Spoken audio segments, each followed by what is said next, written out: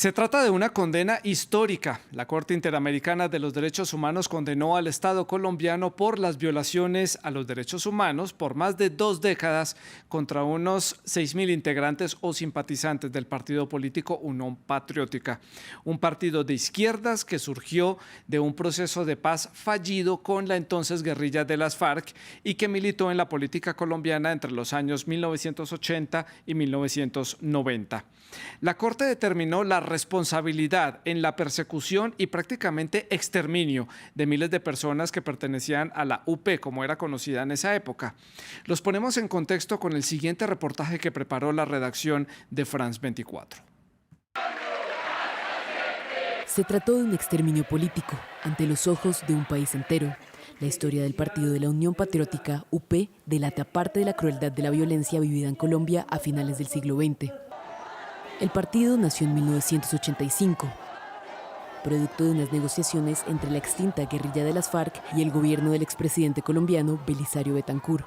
Su bandera amarilla simbolizaba un deseo: convertir al partido en una alternativa en un escenario político dominado por décadas por 2 partidos tradicionales, el liberal y el conservador. Su conformación se convirtió en una tercera vía y fue vista como una posibilidad de representación política para una parte del electorado. A la vez buscaba ser un mecanismo de transición de las armas a la política de las FARC. En 1986 consiguieron 15 escaños en el Congreso, pero su proyecto quedó inconcluso por el asesinato de sus representantes, año tras año. La violencia fue perpetrada por grupos paramilitares, en alianza con sectores de la política tradicional, la fuerza pública y grupos empresariales. Así lo denunciaba su líder en los años 90. Desde luego que nosotros sabemos muy bien cómo son las conexiones de estos grupos con autoridades y con los propios sectores de la inteligencia militar. Una violencia con enormes dimensiones que incluso cobró la vida de 2 candidatos presidenciales. En 2002, el Consejo Nacional Electoral le retiró la personería jurídica al no conseguir escaños suficientes, una decisión cuestionada. Solo entre 1984 y 2002, según cifras del Observatorio de Memoria y Conflicto, más de 3.000 de sus miembros fueron asesinados. Hasta este lunes, solo 219 víctimas eran reconocidas oficialmente por el Estado colombiano, y su responsabilidad era solo vista de manera indirecta. Ahora condenado, el Estado deberá saldar parte de su deuda histórica con sus familiares y sobrevivientes. Pues es muy claro, el Tribunal Internacional entonces consideró que hubo un plan de exterminio sistemático, hubo participación de agentes estatales, también hubo tolerancia y consentimiento, factores que constituyen un crimen de lesa humanidad. Desde el gobierno de Colombia, a través de Iván Velásquez, ministro de Defensa, respondieron que van a respetar esta sentencia y las recomendaciones. Escuchemos. Vamos a examinar las órdenes y recomendaciones de la Corte Interamericana en este fallo en el que ha declarado la responsabilidad del Estado colombiano por la muerte de los integrantes de tantos miles de la Unión Patriótica. En todo lo que corresponda al reconocimiento de responsabilidad del Estado. Así las cosas, la Corte entonces obliga al Estado de la República de Colombia a iniciar, impulsar, reabrir y continuar en un plazo de no mayor a 2 años y también concluir en un plazo razonable con la mayor diligencia e investigación y con el fin de establecer la verdad de los hechos relativos a graves violaciones a los derechos humanos y también determinar las responsabilidades penales. También pidió efectuar la búsqueda de los militantes que siguen desaparecidos. También realizar un acto público de reconocimiento de responsabilidad a nivel internacional y establecer un día de conmemoración a las víctimas del genocidio y también construir un monumento en su memoria. ¿Qué significa entonces para el Estado colombiano que llegue esta condena? ¿Qué significa para el proceso de construcción de paz de Colombia? ¿Es esto el cierre, digámoslo, de un capítulo oscuro de la violencia de Estado en Colombia? Si bien en el pasado se persiguió, se señaló y se asesinó a los integrantes de la UP, estas realidades, estoy hablando de la persecución, los señalamientos y los asesinatos, siguen siendo actuales en Colombia. Hay otros sectores de la sociedad que se ven víctimas de este mismo tipo de procesos. El blanco y el objetivo pues ha cambiado a lo largo de los años, pero ya lo vamos a analizar. ¿Quiénes son los que están siendo afectados? Ahora no son los integrantes de los partidos de la izquierda, son líderes sociales, líderes medioambientales, diferentes sectores de la sociedad colombiana, entre otros. Ahora, no siempre se puede señalar al Estado colombiano. Los actores también han cambiado porque precisamente el conflicto colombiano y la coyuntura política del país también ha cambiado. Todo eso lo vamos a analizar en unos minutos aquí en el debate de France 24. Por eso hoy en nuestro programa Colombia, la UP, partido asesinado. Es nuestro tema de discusión y análisis, y para analizar este tema hemos invitado a Adriana Otálora. Ella es profesora de la Universidad de La Salle, también es coordinadora de la línea de Ciudadanía, Ética y Política del doctorado en Estudios de Desarrollo y Territorio. También está con nosotros en el estudio de France 24 Néstor Rosaniel, es director ejecutivo del Centro de Estudios en Seguridad y Paz en Colombia. Ustedes, nuestros televidentes, también hacen parte de este programa, hacen parte del debate. Pueden dejar los comentarios y las preguntas que deseen a través de las redes sociales. Estamos en Twitter, en Facebook, también en Instagram. Nos encuentran como @France24-ES, @Santilogo, que es mi cuenta personal. La etiqueta para que dejen los comentarios, numeral el debate F24, todo junto. No olviden también que todos los contenidos están disponibles en Apple Podcast, en Spotify, en Deezer y en TuneIn. Comienzo entonces dándole la bienvenida a Adriana, bienvenida al programa, gracias por acompañarnos hoy en el estudio de France 24. Adriana, y la pregunta de punto de partida para este debate: ¿qué sensación le deja a usted esta condena que llega de la Corte Interamericana de Derechos Humanos contra el Estado colombiano? Santiago, gracias por la invitación. Y bueno, la sensación es de esperanza. Esta condena significa la reparación para las víctimas, pero también es la esperanza para la democracia del pueblo colombiano, para el ejercicio real de la ciudadanía. Y por este lado, Néstor, bienvenido al programa, gracias por acompañarnos. La misma pregunta: ¿qué sensación le deja a usted? ¿Qué análisis se hace de esta condena al Estado colombiano? Tres cosas rápidas. Lo primero es que en Colombia ya podemos hablar de genocidio. Quiere decir que fue una práctica, y esta es la palabra importante, sistemática por parte del Estado por pertenecer a un grupo político. Entonces hoy podemos decir que es algo, que hay un genocidio en Colombia, cosa que era un debate antes y hoy ya es una realidad. Lo segundo, yo creo que es un punto de partida y no un final. ¿En qué sentido? Que nos falta puntualmente son los nombres, las instituciones y los rangos de quienes fueron los responsables de este genocidio. La Corte todavía lo deja muy, digamos, muy macro, que hay una responsabilidad del Estado colombiano, pero necesitamos son los nombres. Aquí comienza un segundo capítulo, que es por parte de la justicia colombiana, que hacer más difícil, porque hacerlo a nivel internacional es fácil, pero que dentro de la institucionalidad comience a saberse esa verdad va a ser lo más difícil. Y lo tercero, que también es un espacio importante para la JEP, porque allá están llegando muchos de los responsables a contar sus verdades. Entonces necesitamos abrir más espacios, sostener la JEP, no dejarla cerrar, para que esa verdad del genocidio de la UP la podamos conocer cada vez más a fondo. Usted habla que ya la instancia o este siguiente capítulo que se abre es la investigación por parte del Estado colombiano. ¿Qué tanto se puede creer en la institucionalidad, en las instituciones que tienen que dar paso a estas investigaciones como lo está solicitando la Corte? A hoy 30 años de impunidad. Y ha sido sistemática la impunidad, así como mataron a la gente sistemáticamente, la impunidad, la desviación de las investigaciones. Y es que dentro de esto pues tuvimos magnicidios, ¿no? Grandes dirigentes políticos fueron asesinados que también quedaron en la impunidad. Entonces, primero hay una impunidad de la institucionalidad y es fundamentalmente porque los determinadores hoy muchos siguen en el poder. Y hoy muchos siguen con nexos con la clase política, con las fuerzas militares. Tienen mucho poder. Por eso es que no se avanzan estas investigaciones. Entonces, la Corte da un paso importante, es un espaldarazo.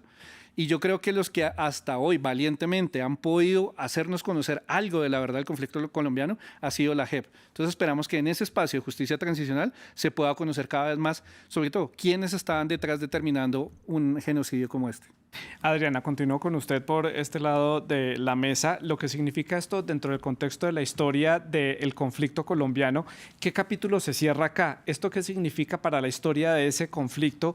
Que vemos que no solamente era un capítulo de guerra entre el Estado y los grupos guerrilleros, sino que aquí esto incursionó a una violencia de Estado hacia un partido político puntual.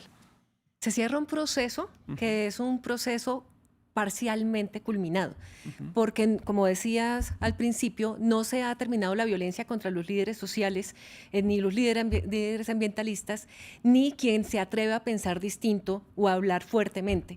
Se cierra, pues por supuesto, el dolor que causa el haber perdido un ser querido, alguien con convicciones dispuesto a transformar el país, porque este era ese partido político. Sí, este partido político tuvo la posibilidad de transformar la sociedad colombiana y se la negaron, dejándonos sin voz a la gran mayoría de los ciudadanos y ciudadanas. Es también una manera de volver a hablar, de que nuestros jóvenes sepan que sí se puede protestar. Que sí se puede protestar. Les pregunto, para poner en contexto a las personas que están fuera de las fronteras colombianas, que no están empapados del conflicto colombiano, que es un conflicto que se ha extendido a lo largo de muchas décadas, ¿cuál era el contexto de Colombia en esa época que llevó a ese proceso fallido, como lo mencionábamos en la introducción, con la guerrilla de las FARC, que dio origen a este partido, y por qué empezó esta persecución puntualmente? Armemos el rompecabezas entre los dos. Empiezo entonces por este lado. Vale, el contexto es que se intentó hacer un proceso de paz colectivo, la famosa coordinadora guerrillera Simón Bolívar. Se intentaron que los diferentes grupos guerrilleros, digamos, llegaran a una agenda conjunta, pero que tuvimos lección aprendida a hoy.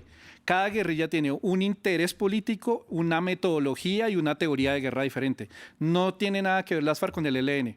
La gente, digamos, a priori pensaría, pero son guerrillas y están en el monte, enfusiladas, pero mientras una tenía una política y una teoría política marxista-leninista, la otra tenía una teoría foquista. Eso materializado en la guerra también eran diferencias muy grandes. Entonces tuvimos diferentes guerrillas que nunca se entendieron, pero las FARC intentó dar un paso y dijo, sí, intentemos a ver si un proyecto político ya puede empezarse a gestar en Colombia y que sea como el punto clave para un nuevo intento de negociación, y ahí van a ser la UP. ¿Qué fue lo que molestó a esa clase política tradicional en el contexto de la Guerra Fría además? Sí. Fue que empezaron a tener mucha fuerza y fue que recaudaron toda una cantidad de intereses y de movimientos de izquierda. Colombia se divide en dos partidos, o liberal o conservador, entre comillas derecha e izquierda, pero los liberales ya no representaban realmente a esos, digamos, inicios políticos. Y la UP apareció como movimiento realmente de izquierda que pudo llevar y recoger muchos movimientos, y eso les dio músculo, sobre todo les dio músculo electoral, y empezaron a poner gente en los cargos públicos, y ahí fue donde hubo una reacción muy fuerte de la derecha, de los partidos tradicionales, de las fuerzas militares, etcétera, en contra de la UP. Eso en el contexto político. En el contexto social, entonces, Adriana, ¿cómo estaba Colombia en esa época? En esa época veníamos del Estatuto de Seguridad del presidente Turbay, fruto de la violencia que se había heredado desde Jorge Eliezer Gaitán en 1949, es decir, tenemos medio siglo, precisamente de allí surgen las guerrillas en las que se ha minimizado y acallado esa protesta social, pero también el debate político, el dejarnos únicamente circunscritos a Partido Liberal y Conservador nos limita la posibilidad de elegir. Ahora, como estaba diciendo Néstor, este grupo, la UP, logra consolidarse en el proceso de paz, no únicamente por integrantes amnistiados del grupo de las FARC, sino también por miembros del Partido Comunista con unas ideas bastante más robustas, más fuertes de la izquierda y con representación en las regiones más alejadas del país, las más pobres también del país, que no tenían una voz significativa en el gobierno. Y eso hace que se cambie el modelo, hace que se comience a pensar en la voz de los pobres, en la voz de los que no tienen oportunidad de acumular capital, en la voz de los campesinos, y se significa una amenaza para el establecimiento colombiano del momento, así como significó Jorge Eliezer Gaitán en 1949. Es un miedo al cambio, es un miedo a la base, al pueblo. Es significativo que esta condena llegue justamente, Adriana, cuando en Colombia está en el gobierno el primer partido, el primer gobierno de izquierda, o que tiene una tendencia de izquierda. Es significativo para la historia, para la política colombiana, esta condena, y además que sea un gobierno de izquierda que asuma, como lo vimos en la introducción del programa, que sí, que aceptan la condena, aceptan también las recomendaciones y que le van a dar marcha a todas las recomendaciones que ellos han pedido, y que lo que falta por hacer, como nos decía Néstor en este siguiente capítulo, que apenas va a empezar. ¿Eso es significativo? Sí es significativo e incluso constituye una paradoja para el presidente Petro, porque está representando al Estado colombiano, tiene la responsabilidad de defender las instituciones públicas colombianas, las mismas que nos fallaron durante 30 años en poder darle una solución interna a los crímenes que se estaban cometiendo y, por supuesto, frenar el ritmo de estos crímenes. Pero al mismo tiempo viene de una corriente ideológica y de una base política y social que, incluida la UP, es la que lo pone en el poder en este momento. El hecho de que la UP haya logrado mantenerse durante todos estos años como movimiento, partido político de ideología, hace que le dé más fuerza al movimiento que en este momento acompaña al presidente Petro, esa convocatoria de llamar al país, pero por otra parte implica una mayor responsabilidad aún como representante político frente a la democracia colombiana para cumplir de manera satisfactoria, a pesar de las dificultades institucionales que significa esto, la sentencia de la Corte, la reparación a las víctimas. Dificultades institucionales, pero entonces, ¿son garantías? ¿Esto nos garantiza que ese segundo capítulo que usted mencionaba, Néstor, va a ponerse en marcha? Porque ya sabemos, no solamente en Colombia, sino en América Latina, cómo les cuesta a los gobiernos poner en marcha todo tipo de programas o este tipo de sentencias.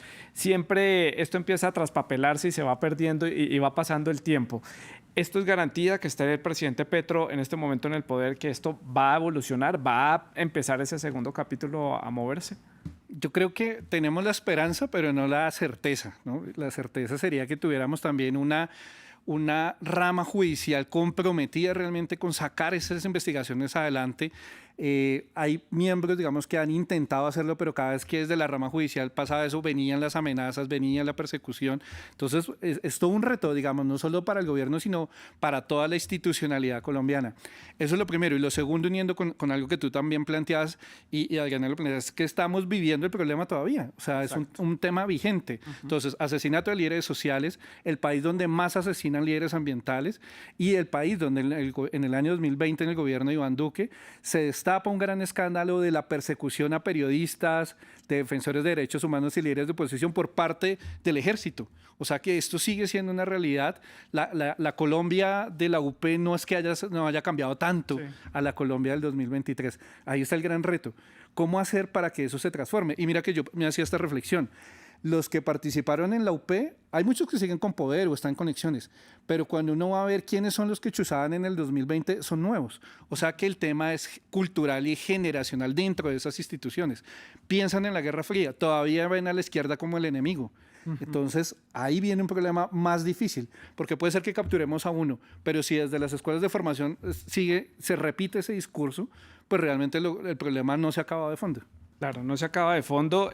La condena es puntual pidiendo que se instrumentalice de alguna forma, que se garantice la no repetición, pero es que aquí no es que lo vayamos a repetir, es que lo estamos viviendo en el día a día. Justamente ahora la FLIP ha empezado a hacer algunas denuncias en torno al presidente Petro por la cantidad de mensajes que publica de su cuenta en Twitter en los que señala directamente, por ejemplo, en los medios de comunicación. Ya hay alertas a nivel internacional de cierta persecución por parte del gobierno colombiano a algunos medios de comunicación en ese país suramericano. Entonces, creo que la condena viene difícil para ponerla en marcha por parte del Estado, porque no es un episodio que se terminó y que puede suceder, sino que está sucediendo en este momento. No, esto va más allá que simplemente perseguir a un partido político. En Colombia la persecución es sistemática a diferentes niveles. ¿Cómo lo ve, Adriana? Sí, no solamente sistemática y no solamente la persecución, sino la forma en que la sociedad concibe al otro. Esa dificultad que tenemos para poder incluir otras voces, otras personas, y la necesidad de estar buscando enemigos en las distintas voces que van emergiendo en la democracia colombiana. Si pensamos en términos de los procesos de paz, tenemos un reto grandísimo ahorita con el proceso de paz con las FARC, la negociación de La Habana, porque parte de lo que sucedió con la UP es acallar la voz, en parte porque no se solucionaron las condiciones estructurales del conflicto y las condiciones que iban a desestimular que los miembros de las FARC volvieran a la guerra.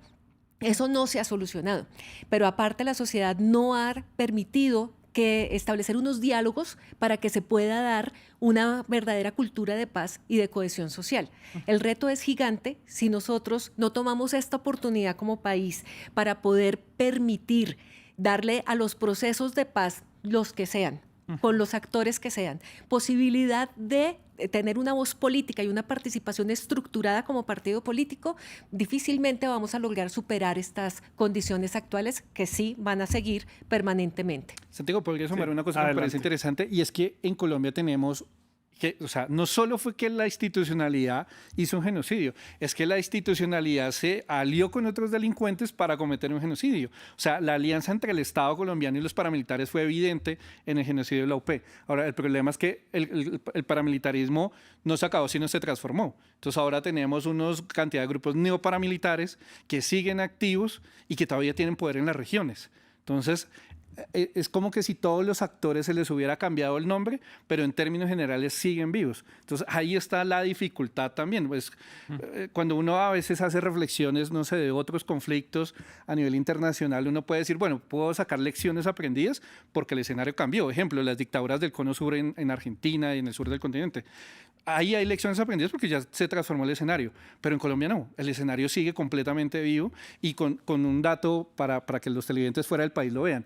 En el gobierno de Iván Duque, durante sus últimos 3 años, tuvimos más, reportada por Naciones Unidas, ONGs dan datos más altos, más de 60 masacres por año. O sea, un país donde hay más de 60 masacres es un país en una guerra civil. Y aquí nos decían que estábamos bien en materia de seguridad. Entonces, sigue vivo el problema. ¿Cómo cambiar entonces el panorama? ¿O este tipo de acciones, este tipo de condenas de organismos internacionales empiezan a sembrar esa semilla para cambiar ese panorama? Porque los que estamos acá en Colombia lo vemos en el día a día, tal parece que no hay una evolución. El conflicto está en cierta forma estancado y hay una mesa de negociación con el ELN, hay un proceso de pacificación con la que era la guerrilla de las FARC, ya se convirtió en un partido político, pero los frutos de esa paz todavía no se ven. Entonces, ¿cómo generar un cambio en esa verdadera transformación? Pues lo primero hay que decir que el conflicto armado se transformó. ¿En qué sentido? Primero tuvimos un conflicto bipartidista, los liberales contra los conservadores. Después del 64 que nacen las FARC, el ELN, y viene un boom de los grupos guerrilleros de la Revolución Cubana, etcétera, ya hay una mutación del conflicto. Entonces ya no es bipartidista por temas de tierra, sino es un conflicto en el contexto de la Guerra Fría, con unas guerrillas en la lucha de la toma del poder, y después viene una reacción contrainsurgente de los paramilitares. Y ahí estuvimos enfrascados más de 30 años. Pero se empezó a transformar. ¿En qué sentido? Los paramilitares como estructura desaparece, se transforma a bandas delincuenciales, las FARC ya desaparece como organización armada, era la más grande del país, ahora es partido político, solo nos queda el ELN. ¿Qué es lo que hemos visto nosotros en las investigaciones en las regiones? Es que estamos en una nueva espiral de violencia que se llama por portafolios de economía ilegal. Quiere decir, estos grupos ya no buscan la toma del poder por la vía de las armas, no tienen un discurso político marxista, ni leninista, ni nada, sino que están concentrados en las rentas ilegales, que ya ni siquiera se limitan solo al narcotráfico, manejan la minería ilegal, el tráfico ilegal de combustibles, de madera, la extorsión. Sí. Entonces eso se convierte en una multinacional del crimen, donde tienen muchas entradas económicas y donde su forma y su modo de vivir en sí mismo es tener ese poder criminal. Entonces ya y yo acabo de llegar del norte del Cauca, perdón, y lo que encontré fue eso, son chicos que no tienen discurso político, no tienen una base política, pero sí tienen una cultura militar, y a partir de eso tienen control en los territorios. Bueno, prácticamente el panorama no cambia, Adriana. Sí, si me permites añadir, en términos de cultura política, algo fundamental es que nuestros jóvenes puedan alzar la voz, que puedan protestar. Esto significa fortalecer los movimientos sociales, significa darles la confianza de que no van a ser perseguidos ni estigmatizados.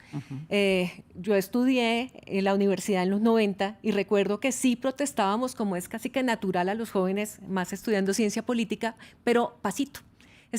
Protestábamos que no nos escucharan mucho. Bajo decibel. Bajo decibel, porque todo el tiempo estábamos viendo este tipo de noticias y por supuesto que da miedo para las familias. Además, tenemos entonces unas 2 generaciones en donde hemos aprendido a quedarnos callados.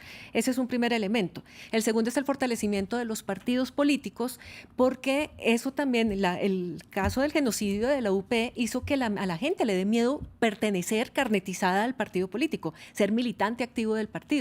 Y eso ha hecho que no exista una estructura ideológica adecuada, suficiente y diferenciable entre los partidos políticos en Colombia, lo cual también va a limitar esa participación política. Además que los partidos se han atomizado mucho en Colombia. Hay una política muy dispersa de una misma tendencia, pero no logran unificar tampoco sus ideas. Eso también genera complicaciones a la hora de hacer una propuesta, de ofrecer un plan de acción más contundente que resulte atractivo para el espectro de la ciudadanía, que vea que se puede identificar en alguno de un espectro, pero no tan atomizado como está el escenario colombiano. Hay quienes han celebrado esta condena, han celebrado que el Estado colombiano haya dado una respuesta positiva y haya aceptado las condiciones y las sugerencias que hace la Corte Interamericana de los Derechos Humanos, pero hay otros sectores de la sociedad colombiana que no ven esto con buenos ojos. ¿A quién le puede parecer que haber condenado al Estado colombiano por este genocidio no es bienvenido? Se creó también un discurso negacionista frente al tema de la UP. Se empezó a crear un discurso donde decían que la UP no eran tantos, que los homicidios no habían sido tantos, y se limitaban era un reconocimiento judicial, más no a entender el fenómeno macro. ¿Quiénes pueden estar interesados? Obviamente, alas de la clase política tradicional que estaban muy cercanas ¿a quién? A los paramilitares, a los militares de esa época, que fueron los que perpetraron las peores masacres también. Entonces, es que había una combinación de las formas de lucha, como decían los grupos armados. ¿En qué sentido?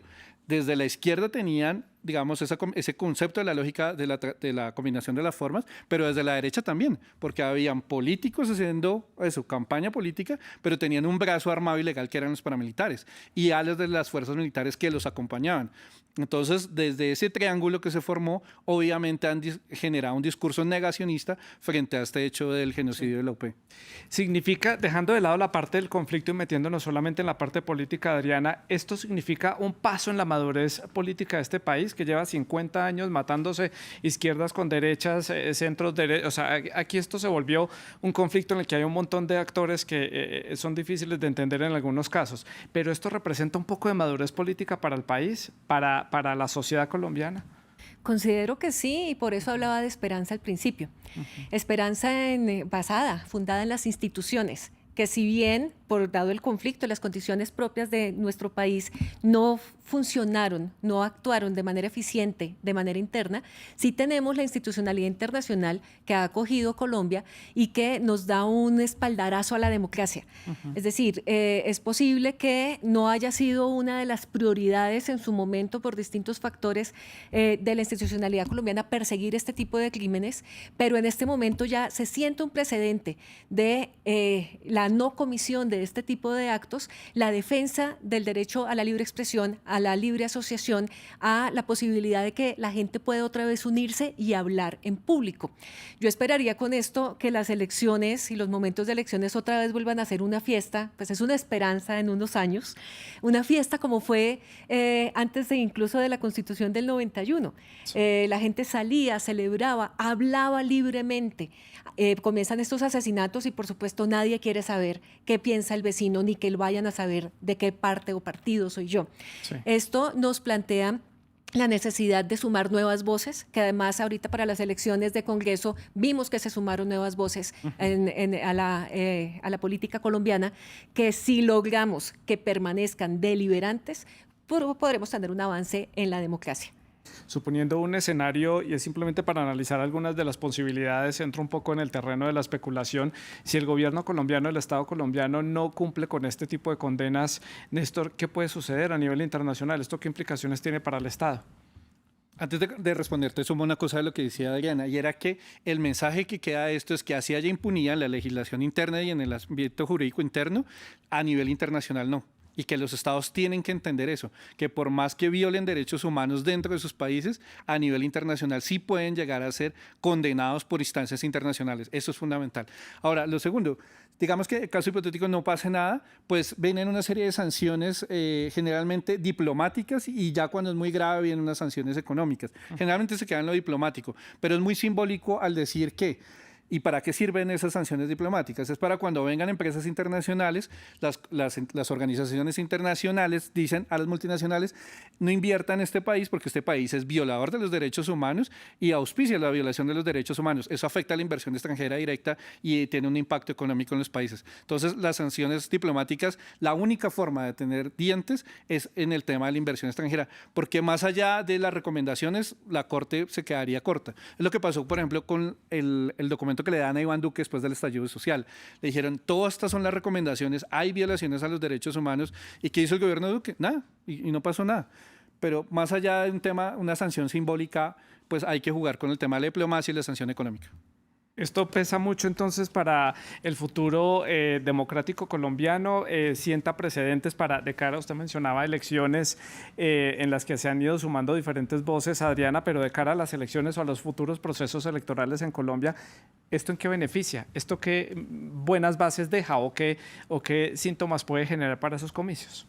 Esperaría un fortalecimiento de partidos políticos y no movimientos electorales, que en esa atomización que mencionabas, en efecto, terminan en esto, no partidos con una estructura ideológica, cumpliendo las funciones propias de los partidos, como son la socialización política, poder establecer redes con los jóvenes, que puedan debatir soluciones para el país y que tengan representación fundamentalmente en las regiones. Esperaría eso como fortalecimiento para la democracia. Esto, por supuesto, dependerá del comportamiento de los demás partidos políticos y de la posibilidad de que la UP y otras propuestas diversas comiencen a tener una representación efectiva en Congreso, consejos, bueno, todas las instancias de representación a nivel nacional. Y por este lado, Néstor, ¿qué significa esto para un proceso electoral a futuro? Creo que es el mensaje que la violencia y la política no se pueden volver a mezclar. Y tiene que haber una sanción, digamos, simbólica de parte de la ciudadanía, de no justificar este tema de la violencia política que ha sido lo que nos llevó a un baño de sangre, más de 250.000 muertos y 7 millones de desplazados. Entonces, es como ese mensaje de que no se puede justificar ningún tipo de violencia política, porque eso fue lo que nos sucedió en los 80s y en los 90s. Y hasta hace poco, era que decían, no, pero es que el antagonista, sea guerrillo paramilitar, hizo lo mismo. Entonces justificaba un discurso y un discurso contrainsurgente o un discurso en su momento guerrillero que nos llevó a una espiral de violencia. Y como dice el padre Leonel Narváez, el problema de la venganza y la violencia es que es como un bosque. Uno sabe cómo entra, pero nunca ni cuándo ni cómo va a salir. Después de que nos metamos en una guerra, no sabemos cómo vamos a salir de ella. Efectivamente, sabia esa analogía que hace. Vamos llegando ya al bloque final. Quiero que hagamos entonces las conclusiones de lo que deja este proceso, esta condena al Estado colombiano, lo que se puede esperar entonces a futuro por parte de los diferentes actores que están involucrados en este episodio de la política colombiana. Un par de minutos para hacer la conclusión. Comienzo entonces con Adriana por este lado. Adriana, los factores positivos, negativos y a futuro, siempre lo digo, no tenemos la bola de cristal para saber esto qué va a suceder, pero desde su análisis, ¿qué se puede proyectar? Factores positivos en términos de la estructura, el posible fortalecimiento de los partidos políticos, el momento de oportunidad de que el partido en poder esté alineado con los ideales del movimiento que es reconocido en este momento como víctima de la UP. La defensa al derecho a la libertad de expresión y a la de libre asociación también, que motivaría a que otros partidos políticos surjan, se estructuren y se fortalezcan. En el proceso que sería como la actualidad, podríamos pensar en el cambio de una cultura política, insisto, en las nuevas generaciones, que los jóvenes que tienen movimientos políticos y sociales mucho más fuertes hoy en día que hace 20, claro, 30 años, puedan continuar con este camino, con esta lucha y con el poder expresar sus ideas en la democracia, sus ideas no de manera disminuida, sino en un verdadero debate. Y eso implica que además dejemos de tener una cultura política que en ocasiones es de súbdito. Nosotros tendemos a personalizar la política, a creer que está en una sola persona y por lo tanto a hacer caso. Claro. Para que sea democracia tenemos que participar y que proponer. Y a futuro estaría un tema de oportunidad, de poder fortalecer los procesos de paz que este gobierno ha tomado como una bandera política con los matices que vengan al lugar con los distintos movimientos, reconociendo, como decía Néstor, que cada uno de los actores del conflicto tiene una estructura, forma, ideología distinta y que hace parte de nuestra diversidad. Finalmente, a futuro, vería también la posibilidad de retornar a las campañas políticas en los municipios más pobres de Colombia, en la Colombia rural, porque es parte de la ideología de estos partidos políticos que no buscan únicamente los electores en las grandes ciudades y altas instancias. Néstor, su conclusión para el cierre.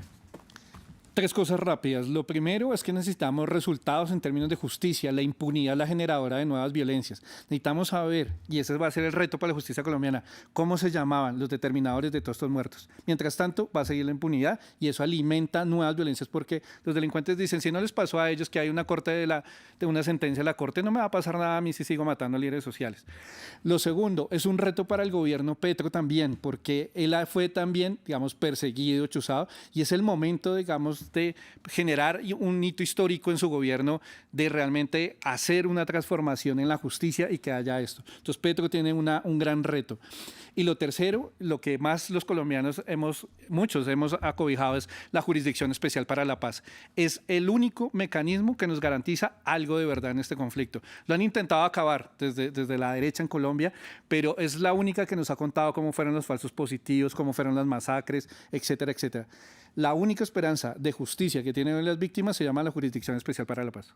Pues me quedo con esas 2 conclusiones y reflexiones de nuestros invitados del programa de hoy. Adriana, Néstor, muchísimas gracias por haber estado con nosotros, haber puesto en contexto este tema de la realidad colombiana para la audiencia de France 24 en América Latina. Episodio importante para la política y para la salud de los partidos políticos y para la historia del conflicto colombiano. Por eso lo hemos analizado hoy acá.